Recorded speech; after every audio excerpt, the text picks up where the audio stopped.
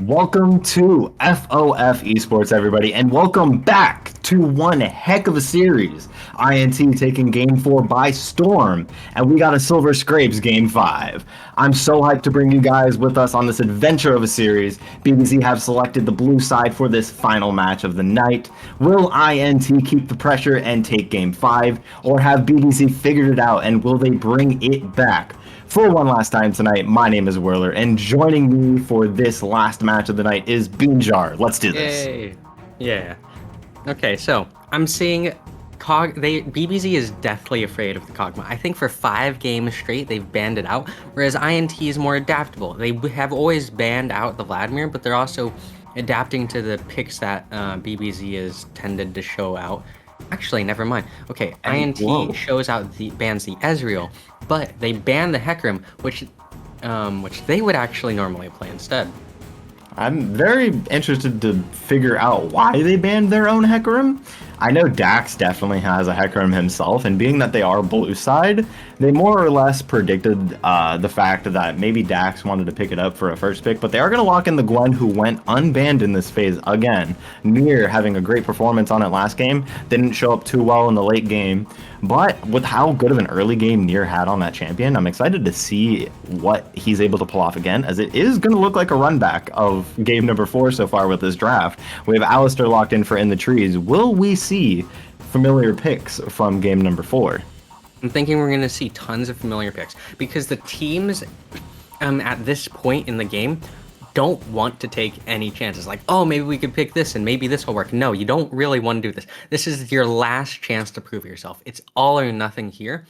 So they want to pick something that like they know will work definitively. So the Gwen did amazing in lane. The Alistar been doing consistently well. The set actually did so well they had to ban it off so BBZ wouldn't get it, and then I guess saved it later for a pick for their own. Definitely so. Definitely pulling out the set to see if how well it fares against the Gwen in this situation. Lights getting his beloved Sylas for game number 5. Love to see it. Putting him on comfort picks is always the best thing you can have for Blue Bayou Zoo. They ban out the Vladimir in literally every game so far. He has not gotten a chance to play anything comfortable. He's pulled out the Echo. He's pulled out the Diana. In game 2, he pulled out his own Sylas, which got banned out for the games beyond. And Dax gonna pull out the Jarvan jungle for this one. Oh, that is actually interesting, but I think ever see this champion at all. Go on. Yeah, it seems like they're actually taking a chance. Like, oh, maybe we can do this. I hope Dax has had some experience with it. If not, maybe he just subjected his team to wasting all those past 4 games of effort, because this is all of it right now. I think Sylas, I really pray that Sylas actually gets the idea that he's supposed to take the Alistar ultimate of all things. Jarvan actually, from Blue Bayou Zoo back in playoffs round 1 last week, Jarvan was picked up from Dax himself. So he is bringing it back. It's not a new pick for Dax, but it's definitely not a familiar pick in the jungle, especially for this tournament. It's more of a niche pick for Dax, and I've seen him do great things on this. I haven't seen it do game-winning things, though, but there's definitely a chance for this, and in Game 5, where you're literally playing for it all, I am definitely hoping to see Dax turn it on for this one. Jarvan, not the most conventional jungler, does get out-jungled by a lot of the meta junglers right now. Some of them are left open, though. In this ban phase, or in this second ban phase, I'm looking to see at least one jungler, as they've already banned out the Seraphine, banned out that will give Jarvan a run for his money. I think we all know who that one's going to be. Bo Explode has had a great performance on it in recent games, and I'm not going to spoil it. I do want to see. There it is, the Udyr ban. The Udyr. Like, the Udyr is very formidable, the Seraphine very formidable as well. However, on the side of INT, you have Kenny Hammerspike with the Vayne. Kenny actually hasn't shown up super well. He's shown up with the Swain that did well, but I'm expecting something big here. Like, this is the time to shine. I am expecting jungle to be picked last. Maybe I've just made a fool of myself, but mid lane's going to be picked here for INT so they could flex whatever. Actually, they could do Bo Explode taking the Triculani this time. They've been trading junglers so many times this series where they have done the jungler on one side and then picked it up on the other. And this time, with Udyr being taken out, Bo Explode has no Hecarim, he has no Udyr, so why not take Dax's pick and bring out the Sejuani this series? It was actually pretty good in Game 4 despite BBZ's loss. And with this current team that they have drafted out for INT, I think Sejuani, Alistair, and Set even bring enough to the table for Vayne to just take over a team fight. So I'm excited to see where this goes. Responded to it, we have the Kai'Sa Rakan, a classic Season 8 duo lane, still strong to this day. Rakan, not the strongest member in the support pool, is a little rough against Alistair, by the way. So I'm excited to see how Songo is going to be playing this one out. Definitely a call out saying, you're not the best Alistair I've seen. I'm picking this Rakan, and we're going to run with it. Excited to see how that goes. Fighting words indeed. INT with their last pick coming up in 1 second. It's going to be the Orianna to balance it out in the mid lane. Good lord, that's a lot of crowd control. Oh yeah, that's actually an amazing team fight. I expect that BBZ instead want to go for like lockdown and picks, and maybe their team fight might center around like the Gwen Sylas combo. I really hope that that Sylas takes Alistar's ultimate, because any regular mid laner with the ability to have like 65% damage reduction is absurd and should be abused. Definitely so. I'm excited to see where this one's going to go. Blue Bayou Zoo drafted more or less comfort picks, if I do say so myself, rather than a coherent team comp, which is good in its own right.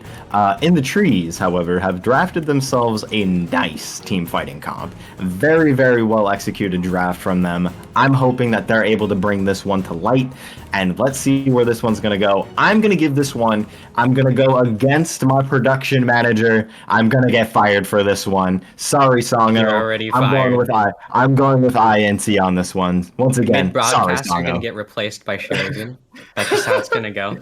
I mean, we No, have the graphics ready. there's no script for this one, boys. We got INT coming in hot for Game 5. Blue Bayou Zoo not letting it go down easy, though. They've brought it to Game 4. They've brought it to Game 5. INT's brought it to Game 5. No invade this time around. We're doing a 5-point on both sides. We got Lights coming up with Dax to hopefully get some vision control. They do ward up the red buff, and that's about it. Yeah, 5 point seems to be really aggressive here. So I understand that like both teams are really playing it safe. In this situation for BBZ, it works with them and against them. You're gonna give Kenny a long time to scale. However, Gwen and the Sylas will also scale as well, and I assume the Kai'Sa. Definitely so. Silas already taking down a ward, getting some extra 30 gold for himself. He's in the lead. We love to see it. We got a top start 30 for gold? Dax. We got a top Game's start over. for Dax. Definitely so. Game's over instantly. Give it to BBZ. Give them the trophy. Top side start for BBZ, Jarvan, and a bot side start for Bo Explode. Going to be on opposite sides of the jungle. See how that one's executed. Set going to get an early start to this top lane. Going to be pushing in Gwen early. Ideally, that is going to be very good in this scenario. Silas, being a nerfed champion that cannot do damage to minions anymore, is going to naturally get pushed in, and we have the bot lane meeting up. Yeah, this is more of a situation where, yeah, I feel like if I was like telling BBZ what to do, first of all, Silas should take the Alistar ult, but secondly, it seems that Bo has done the exact same clear for all 5 of the games so far. Like just full clear, bottom to top, just standard. Like I don't see much variation. Eventually it takes the red, but that could be an opening, or that could have been an opening to invade there. I don't actually think he's going to invade, because once he does this, he has the opportunity to go mid. Oh, Level 2 coming member. out, exchange and CC coming from both. Is that a condemn I saw from there? Songo going to get pushed back a little bit. Level 2 condemn. I don't know if that's exactly what I saw. I want to see that back myself. But even if it's not, it's going to be a nice even trade, getting both members of the supports down to half in the top lane. A little bit of a bloodbath going on here. Near actually getting the push onto Set. He's going to get pushed in. He's going to start getting a little bit of CS deficit on himself. Yeah, the CS deficit. I mean, it's okay. I'm just worried about how he's going to fare into the late game. Assuming he goes the exact same build, he's already backing. Wow. Okay, assuming he gets the exact same build as he did before, let's say he gets the boots instead of the armor. I assume he's Ooh. going to stack armor because Oh. stacking that would be generally, I think, fine. Mhm. So it'll translate better into the late game. But over here, we're seeing Jarvan actually putting consistent pressure, but not actually getting too much done, just keeping his lane safe. And I guess in this situation, less is more for BBZ. Definitely so. They did get themselves a flash. Evolved Noob did flash out of that. Fortunately, a little bit of a mechanical error from Jarvan. Did miss the EQ. It happens. But we got a flash for free from that one. So if you're Dax, you're saying worth. Bow explode off to the side. Lights does have a minion advantage. He does have flash up, so he will be fine. His E is up. Does E out of the flash Q from Sejuani. We have Dax off to the side. A nice EQ onto Orianna might start this one off, but I think they're just going to take. They're just going to cut it off there. They're not going to extend the fight off any longer. They're just going to get my 80 carry or my 80 carry, my mid laner out alive. Take 2 flashes, one Orianna, one Sejuani. No flashes burned on the side of BBZ. That's a good start to the early game. Yeah, just you're getting much value in this situation. Like somehow Lights actually escaped without blowing a flash, and that's what that'll translate to. Is what I'm hoping is either a kill into mid again because he won't have flash, or a kill onto the Sejuani? taking the dragon more easily as a result. Okay. Definitely so, as it's going to be Ocean Drake coming up first, Dragon of the game. It's not an Ocean Soul once again, so we're not really running it back. Good knock up onto Evolved Noob. Lights taking this one a little bit too heavy. Not going to be able to get a kill, unfortunately. Very still well played from him. We got Dax off in the corner in the bot lane. I believe he was spotted out by a red ward that just expired in the river. Is going to be getting that recall off and resetting back onto the map. Yeah, seems this is very being played super safe, like more so than like I remember. And because like it's the tensions are high, like you lose this, you lose everything. Or actually you go down to losers bracket and then you get to try again. Which I Nier, guess no flash, opting to take Ignite into this lane. Does have Bow explode in for the no. gank. Nier's going to be going down. I don't believe this is going to be him getting out at all. Both sides are going to be locked down. He's running away. I He's don't know gonna if he's going to be able to execute. get out of this one. Brock Lee getting the movement speed from the Q. Not going to be catching up whatsoever. Is Nier going to get the execute? He's jumping up into the bush, No, creating it's not some 15 distance. seconds. And no, he Oh, got the let's execute. go. That is nice. That is the best that could have played. You don't have flash. You don't have any form of escape to get out of that. That Nier is a played that as tilter. best as he could, and you take that if you are Gwen. Whereas on the opposite side, where Gwen wasted the jungler's time in the top lane, they're actually responding to it on the bot side, and Blue Bayou Zoo are going to take the first Ocean Dragon of the game. Yeah. The path of least resistance, as I like to call it. Like if you have resistance in the top side, just go bot side. If you have resistance in the bot side, go top side. If you have resistance in the mid lane, go top or bot, really. But like the point is to always if you're not stronger than the enemy jungler in a 2v2, you don't need to fight them. You don't need to go for that perfect counter gank. You can just take your chances and go somewhere else. Couldn't invade from Bow Explode is going to take the free frog and get out unscathed on that one. Jarvan, unaware of what has happened in his own jungle, is going to take some puppies for some gold on himself. Realize that his Froge is gone. Sejuani's getting out with the laugh on her face and an extra 50 gold. Yeah, it seems Sejuani's just bullying the Jarvan as it seems. Or so, and what I'm seeing from these two teams is that a lot less aggressive play. Like I would have expected to see like 3 more fights at this point, but instead I'm just not actually. So it's a pattern I saw in game one in which Bo is not being as aggressive as he normally is. He's not doing as much as he normally would do, and that or as we saw in game one, he lost that as a result. And this is more deja vu as BBZ's taking the first 2 Drakes. I assume the second one as well, and then starting to get that objective lead.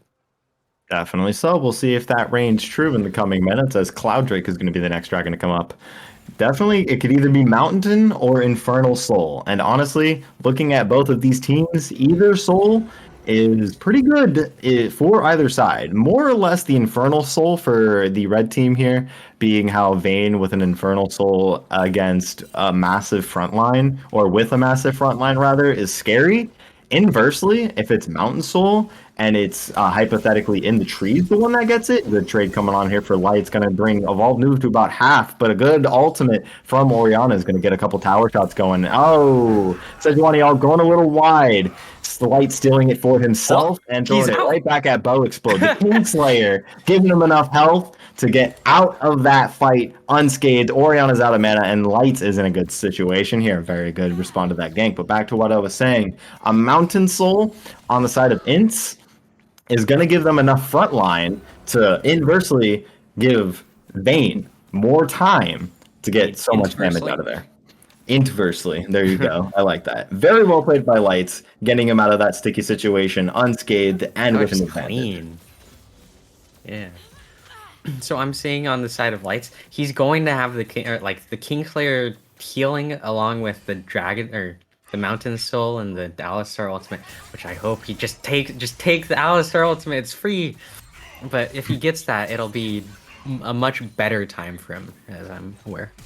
Alrighty, we have the quickness coming out from Rakan, going a little wide on the Q or the W knockup, but they're going to get first blood onto Vayne. Getting some gold into the Jarvan's pocket and a few assists onto the Cow and to the Kaisa. Not too bad for a start. That's going to be first kill of the game, 9 minutes in. That's been our longest first blood of the series, I will say that. Very, very slow start. Both teams are playing extra careful, being how this is the final game of the series. I think that future teams could take this and make an example of it, because both teams are playing so carefully and want as little mistakes as possible. That in itself could also be a mistake. So maybe in the future we're going to start seeing teams go for, how do I say it, just massive late game. Like you're going to see Vayne, you're going to see something like Brand, just Fiddlesticks, just really high late game, Kassadin even. Dax and Bo Explode competing for this Rift Herald that Bo Explode started long ago. I don't think Nier's going to be able to get out of this one. Does flash out or not flash out. He's going to execute again. From the settle is not going to be able to get the execute. They're going to flash for it this time, and they're going to pick it up. Dax in a sticky situation here flashes out of the face breaker, and Brock Lee is going to have to walk out of that one with just a free kill and a Rift Herald. Okay, so it seems pretty even. The problem is that Nier's doing a little bit too much. He's not strong now. And the reason why you get the armor is essentially just so you don't die. You don't need to die as you're farming up, because later on you're still going to get your lead. Definitely so. We've seen this build last game. We're seeing it again. Riftmaker going to come out next for Gwen, hypothetically. Whereas BBZ got the Ocean Dragon uncontested. It looks like it's happening again, but this time for INT. They are going to be engaging on this one. The quickness coming out from Rakan, it's not going to be enough to start off anything. Going to get a knock-up onto Songo, but Dax not letting it happen for free. Jarvan going to get a good ulti on Kenny, forcing the flash out of there. Nier getting some damage off on her as well, but it's not going to be able to start anything. Light's getting some good damage onto Kenny. Kenny's going to be going down. Nier off to the side is going to be CC'd up, and he's going to go down as well. Evolved Noob is going to go down as well, and that's going to be as much as they need to push this one out, and that's going to be set in Sejuani following. Blue Bayou Zoo have a great team fight execution there, and they're going to get themselves a Cloud Drake. Beanjar. That is... Okay. So see here, there's some misplays and non-misplays. That things went really good for BBZ here. But Sungo had the option to go in. He holds it because his team can't follow up yet. But we see the Jarvan get onto the Kenny Hammerspike. And if Kenny Hammerspike is allowed to deal his damage here, it's not pretty. But since he's getting zoned off by Lights, who actually took the Alistar ultimate, used it to live for years on years, he actually used it during that fight. So I think he's now seeing the value of it. I'm very satisfied with this. And everything I wanted and more. Very, very well played from him. He still has it up. I don't think he quite activated the ability just yet. I could be wrong. That could be a UI error. But he does have it. With the champion head still next to his health bar. Oh, no. He definitely used it. I saw during the fight, specifically. Right. Yeah, the effect. Well, there you have it. It's an Infernal Drake. 2 dragons up already. Blue Bayou Zoo having an extensive lead so far. 2K gold up, a team fight, and 2 dragons is enough to get this game going for them. They want to take it. Yeah, they're doing pretty good so far. I'm thinking, okay, BBZ have a great lead. They're running away with it. But in previous situations, we've seen INT be at the situation but with more kills.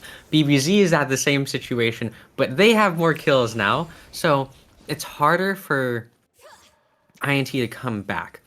However, I will put a disclaimer that if anyone can do it, Kenny Hammer's fight can. Maybe this is insane copium, but I haven't seen him, except for this win, I haven't seen him like actually demonstrate what he can do here. So, which isn't to say that he won't later. He actually that he's been in some worse positions and somehow gotten a random pentakill that saves the game. And being Vayne, you do have that hyperscaling late game, which so far it looks as if they might as well play for with how the game is going so far. Early game, more than won by BBZ, but it's not even close to over just yet. If Kenny Hammerspike can get his items and actually get a very good entry into this game, a scary fed Vayne, or at least a Vayne with items, is just exceptional. He doesn't even have an item, and he can 3-hit red to a quarter HP. If you combine that with Alistair frontlining in a 2v2 and getting enough CC onto Champion Red to where you're able to get all of that done, Champion or Kenny Hammerspike can get into this game very well. Unfortunately, is going to be 31 CS down and a couple kills and plates. Plates are going to be going down though. Wherever the payment was due has been done, and there is no more worth for the platings, unfortunately. However, if you look off to the side in the mid lane, CS in all departments of the lanes are pretty even. Alistair, alone in this bot lane, is actually going to WQ onto Kaisa, take half his health, and walk out of that one. It was quite interesting from him, but you know what? Defend your tower. It's going to be, oh no, the shockwave from Orianna went very wide on that one. Lights is going to take that one to the bank. Does have the Sejuani ultimate. Yeah, the Sejuani ultimate has good value so far, but I think we're really hoping for, at least I assume INT's really hoping for like an insane Orianna ultimate, which is like most of the reason. Oh, big fight. Good flash from Alistair to start off this fight. Champion Red's going to have to flash close. and bust the ultimate to get out of that one alive. Flash for flash, but you traded an extra ultimate for it. Is definitely very, very worth for the side of INT so far. Taking their victories, their small victories where they can get them. Lights jumping on Evolved Noob, forcing the flash out of him. Not going to be able to get too much out of that. No kills, but definitely so worth. Bow Explode jumping in on Lights. Lights going to run him off on this one. Is he going to stay and fight this? I'm not too sure. Bow Explode needs to get out of this one. Lights giving him the shield and the way out. And it's going to be Lights terrorizing this mid lane. Yeah, Lights is just something different. Like when you give him the Silas, he definitely shines more so than before. It's more of a problem in which the Silas, I believe he had Diana before, yes? Yes, Lights did have Diana in game number 3, where it proved to be very useful to the team in the last fight of the game, getting a good flank on to the, I believe it was, who was the enemy top laner? It was Ornn being chased out. Yeah, so Lights can do a lot with what he's given, but I feel like he starts to excel when he gets how do I say? I want to call them bruiser mages. The Silas gets in your face, he heals up, he does consistent damage, similar to like the Diana as well. So something like an AP bruiser is like really where he shines, I guess. No, you are absolutely right. Lights being a player who has shown us Vladimir, he's shown us Echo, he's shown us Silas and Diana. That makes sense. All of which are very similar in the types of champions that they are. This man has a preference and he's good with it. Yes, but we're gonna have some big fighting down here now as the 13 seconds until the dragon comes up. BBZ has always been fairly better with controlling vision.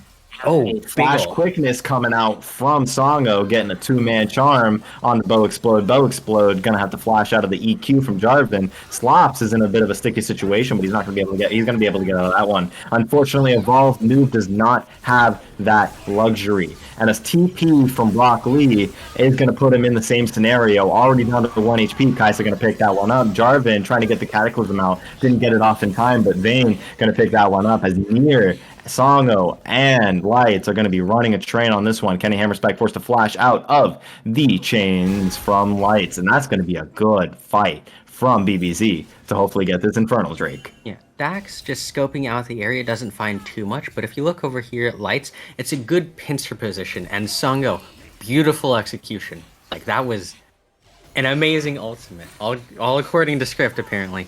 But Evolved Noob, not good positioning here. He's trapped between two very strong players, and then 5, and then from there on, the fight doesn't really have a chance, not only due to numbers advantage, but also HP advantage. Their main tank, He Slops, is now, well, low HP going into the actual team fight. Lights actually, he takes the Alistar ultimate again. He's listening, it's amazing. And there you have it. That's a clean 4 or a 3-for-1 trade. No Jarvan, unfortunately, to secure this dragon. Sejuani is alive, but I don't think Sejuani is able to get into this one very easily. They're going to take a third dragon of the game, put themselves at soul point, and an infernal soul point nonetheless. I was talking all about what these souls can do for Team INT, but I did not even begin to touch on what an Infernal Soul will look like on the likes of a 3-0 Silas, a 2-0 Kaisa, a farmed up Gwen, and even a Jarvan, who is still tank, but will do damage with that.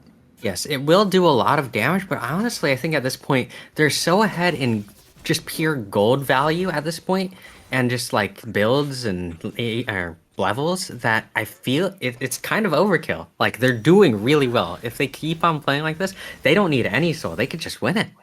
They definitely can. This one is definitely good to deny away from INT. Any Infernal Dragons on a Vayne, that's 8% increased AD. You like to see it on Vayne. I don't think it's going to be doing too much. He's opting for a more defensive build this game. 4%. Is it 4% now? I'm not too sure. This game has changed way too much since I played. However, respecting that, we do have Vayne going for a more defensive build this game. She's opting to go for a Mortal Shield Bow rather than the Kraken Slayer, which is respectable considering the amount of damage she is going to have on top of her, but not going to pump out as much damage as she would with the Kraken Slayer. How do you feel about that? I feel it's perfectly fine. Kraken Slayer is good, but you need the survivability is the problem. Like, you can do, it's like, how do I describe it? Tank meta, basically. Okay.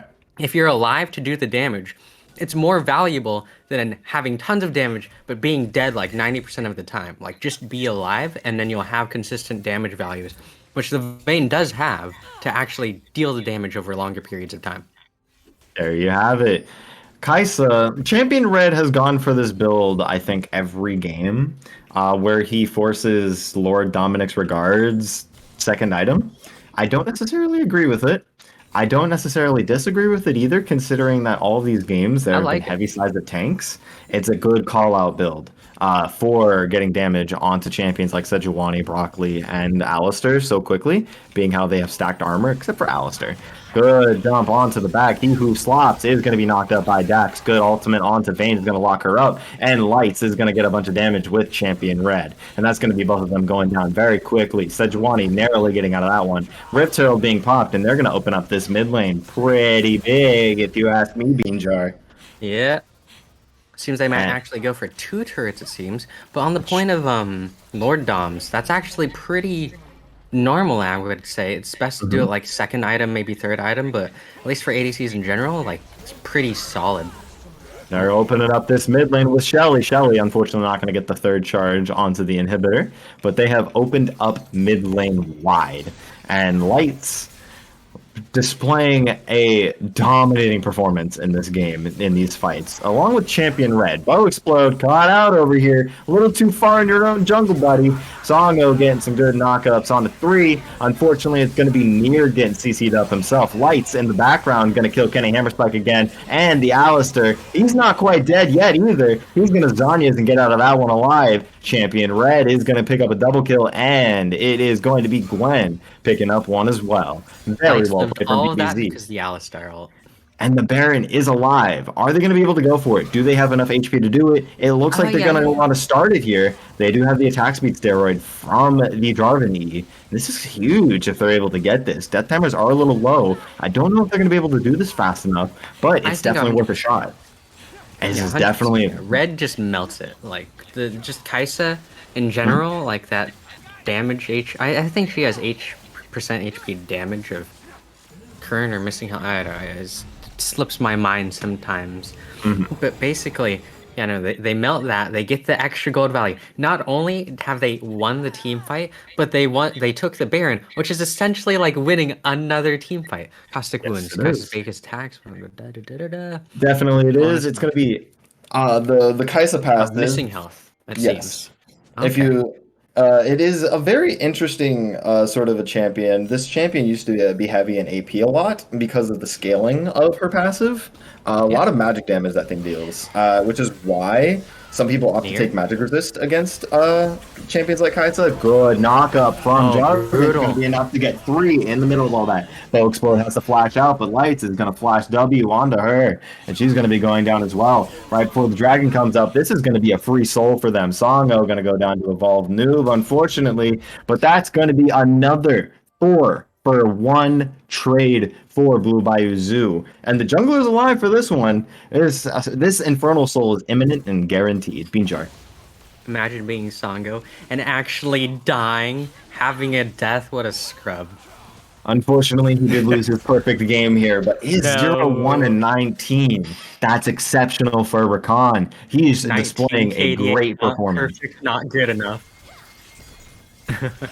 Definitely. Oh, here we go. We got a nice Baron push with here for the Infernal Soul. So much damage, so much pressure.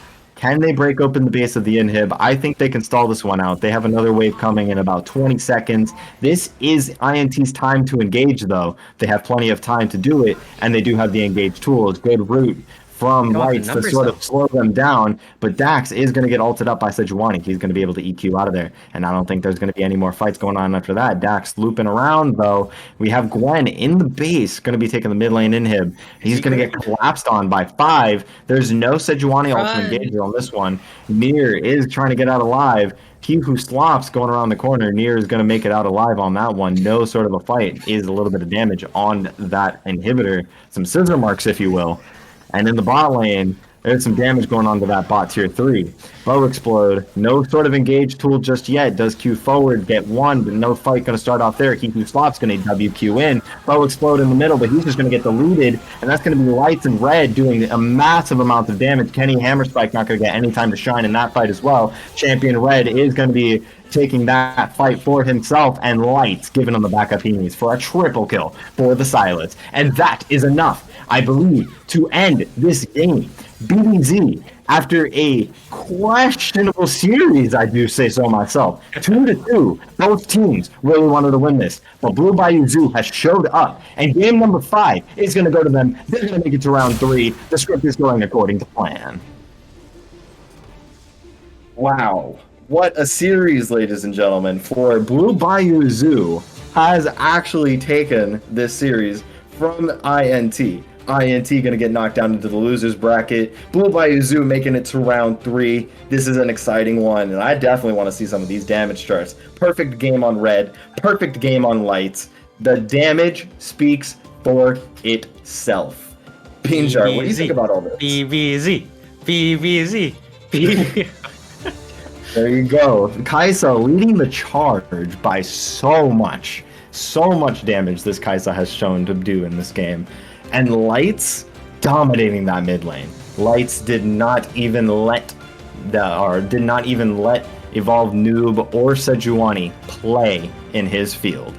That is very well played. That is a team that deserves that best of 5. And I've said this before, with the losers bracket and how it works, there is a chance that we can see a previous team face this again in grand finals, as there is a winners finals and a losers finals, and both winners of that play each other in grand finals. So I've made this prediction off stream, and I'm going to make it live. I want to see a rematch. I want to see INT take losers bracket and BBZ take winners bracket and face off again in the grand finals to see who can take this championship. We're far away from that right now. Very, very good showing what we have had on today. For those of you who have stuck around for all 5 games with us, stay tuned for an interview with our winners. We have ourselves a good day coming ahead of us tomorrow. We are indeed going to have a great showing for this one. Don't go anywhere. We will see you guys same time tomorrow for more. Once again, my name is Whirler. Bean Jar alongside with me as always. Thank you for casting all these ones. We had a great time here, and we will see you guys very soon. Don't go anywhere. There's still one more thing to come. And congratulations to Blue Bayou Zoo once again. Incredible performance. And you guys have yourselves a great night. Stay tuned for more.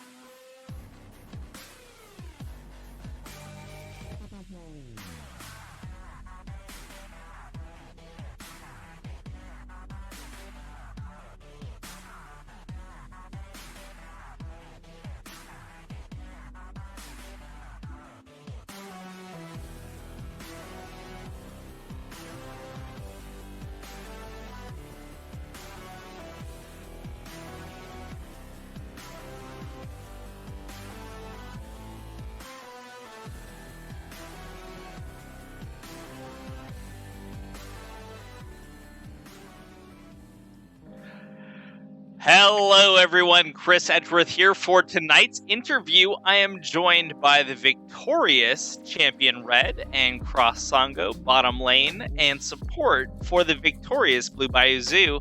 Continuing in our winners bracket, gentlemen, how are you feeling? Oh dude, I'm tired and I want to go to bed. Yeah, I'm really tired too. Yeah, yeah. It was draining. Nice series, but I'm going to bed maybe. I don't know. Yeah, you're doing it for the content, I can respect Yeah, it, yeah. My captain said he was gonna 3-0, and I was like, I need to do it for the ratings, bro. So we went to game 5. Sorry, dude. My bad. Confirmed on stream that Chris is throwing it, and we should just redeem everyone's champion points just for fun. I'm win trading. Sorry. Win trader. So, all right, let's talk a little bit about this series and the drafts. Not so pivoting off, I guess. Let's say the idea of win trading. It was a very back and forth seesaw series. I felt like there was some times where both teams had the serious upper hand on the other ones. Obviously, it went back and forth for the wins and losses for this one. Let's start with Red, and then we'll talk with Chris. Talk to me a little bit about your thoughts on your overall champion picks and drafts in this series. Especially, I would try and highlight for you, Red, your big pop off on the Ezreal in the game 1, the statement game. Hey. And Chris, who was let's say the top performer overall on the what Riot Games would give an A+ in solo queue, a 0, 2, and 24 on the Recon game 5. So Red and then Chris, talk to me about your roles in the drafts in these games and how you thought about that, how the series went for what you're picking, what you're up against. Yeah, so in game 1, it was actually less me, and I would say that Nier was actually the huge MVP for that game, despite having a 1-4 scoreline. In that first dragon fight where I picked up 2 kills, he stopped the Camille teleport, and we ended up having TP advantage, and we won the fight and got the dragon, if I remember correctly. And from there, it was simply, you're ahead on a scaling champion who's... Ezreal's probably the strongest AD carry in the game right now, so it was pretty easy to clean up the game and get the win. Yeah, I got to play Rakan today, which is really exciting because this is my first Rakan all season. She's one of my favorite champions, so I was like begging my team for the past month, being like, let me play Rakan. They let it happen, and I don't know, my job was to just zoom around the map and find some picks, so it was fun. Right on. Well, let's talk a little bit more about the nature of this series. As I alluded to a little bit earlier, it was a little bit back and forth. In game 2, Bo was showing his proficiency with the more or less disdained out of meta pick of the Hecarim, which seems to be rearing his ugly horsey head in this series a little bit more. What were your thoughts on how this series ebbed and flowed against you guys? What was the adaptations like for your team? How were you able to handle this? Well, a lot of it was we're kind of branching into playing stronger bot lanes, and then they ended up picking a lot of really easy go buttons. Ornn, Alistar, Hecarim, all these champions that can just go in at just like that and don't need really a lot of effort put in to get the engage in, and it made it really difficult for us to do that when we're playing on things that we might not be the most comfortable on. But they did play really well regardless. I actually think Hecarim's incredibly powerful right now, and it's just because of Divine Sunderer. Item's kind of OP, just a bit. And once he got the first couple kills, it was just we weren't able to come back from it. It was rough trying to fight into it. Yeah, INT got stronger over time. That was a little spooky. Game 3, we probably should have lost, but my mid laner kind of carried us, so we appreciate that. And then game 5, I don't know. Game 5 was like, by game 5, you're either so tired that you just like int the whole game, or you're so tired that you just enter the zone and you just destroy everyone. So when it came down to that, I guess game 5's our comfort zone. I don't know. You guys just perceived perceived the game beyond exhaustion and Yeah. just knew how to perform in that. Yeah. Well done. Well, you know, if that's the way we want to phrase it, I'll just put it this way: you guys are like the chief upsetters here so far in the winners Yeah, bracket. for real. I mean, We're 4th seed. Why are we going to grand final? Anyway, sorry. no, absolutely. That really is the point of it. It's like, you know, I don't know. You know, I'm actually kind of mad, Chris, because we spent all these times, like, you know, just slaving over Google Docs, you know, getting in touch with people over Discord, you know, Yeah. writing out this long script, and then you guys just frankly just come out here and fuck it up. I don't know what, Yeah. what the hell the problem is, man. So, Okay, dude. so what? Calm down there, buddy. So you know, let's go a little bit into this, if you will, Chris, and then Red. What's it like to be the underdogs now, the usurpers, you know, on the throne in the winners bracket? All right. Look, I know for everyone watching, it's a little sus that the producer's in grand finals, but I promise you that I spent a lot of time practicing with these guys. We went through a lot of training, a lot of coaching. That was worth it, honestly. We went through the whole 9 yards to get this far. But yeah. What about you, Red? How are you feeling about your folks' position here in the league? Man, I'm just happy to get a break week because Oh, true. like in that game 5 we had we had Soul and Baron, and I forgot we had both when we were pushing bot lane, and my team's like, oh, we can end, and I'm like, but we don't have anything. And yeah, it was I was really tired in that last game. Well, on that note, it was a bit of a slog. Tip of the hat, of course, to INT, headed down into the losers bracket. But of course, after a 5-game slog, I think everyone here should be impressed with the gameplay they were able to bring tonight. Let's talk a little bit about the resilience of your other teammates here and the coaching here for BBZ. Any shout outs you folks want to give before we step away for the evening to your teammates or to the coaching staff for your team? Brad, you go first. Yeah. Coach Ben, dope guy, comes up with some cool drafts. Sometimes he insists, sometimes it works out.